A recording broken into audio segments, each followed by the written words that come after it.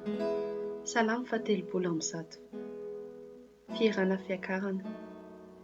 Tao amin'ny lalina no niantsokanao Andriamanitro. Tompo, enoa ny feoko. Aoka ny sofinao hiaino tsara ny feno fifonako. Raha mandinika elika ianao, Andriamanitro, iza no ahajanona, Tompo?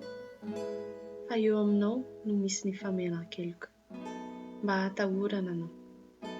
Miandry an'Andriamanitra aho, eny, miandry azy ny fanahiko, ary ny teniny no nanantenako. Ny fanahiko miandry ny Tompo mihoatra noho ny fiandry ny mpiambina ny maraina, dia ny fiandry ny mpiambina ny maraina.